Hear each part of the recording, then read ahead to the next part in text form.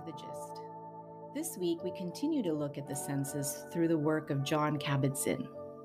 Similar to the extraordinary gift of sight, John also describes hearing as having many layers. He examines the richness of our soundscape, all the many sounds that surround us every day. He brings to life a fall morning where he's sitting and simply trying to hear the sound of the rain outside his house, on the stones, against the windows, the accompanying wind.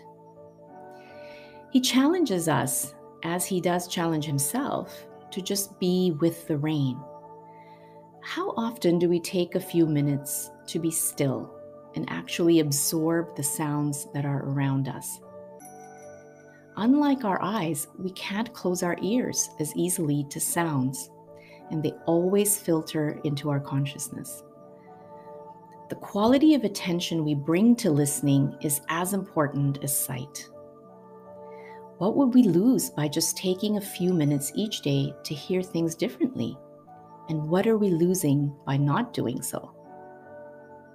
In the soundscape, we can have a confluence of sometimes contradictory sounds. John talks of hearing birds and nature sounds outside his window one morning, and in parallel, the sound of traffic, modern machinery, and gadgets. How can we just absorb all of these various sounds without judgment or labeling or bringing in the thinking mind? Can we just immerse ourselves in them rather than being separate from them? And can we pay particular attention to the silence between the sounds to relish the healing power of quiet? Silence, which we rarely get to experience in our world, is not just a lack of sound. It has its own aliveness that nourishes us deeply if we allow it to do so.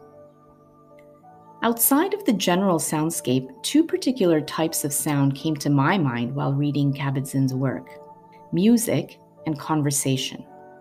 Music is often called the universal language, as it goes beyond knowing any particular vocabulary.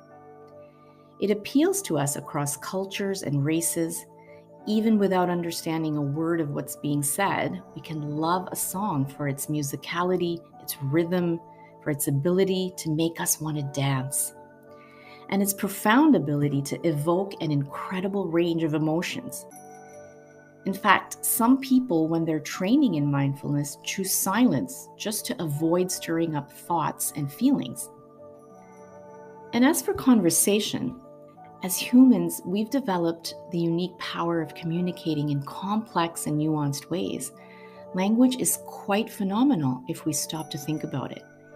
And we have a multiplicity of languages around the world, which moved from oral traditions eventually to writing.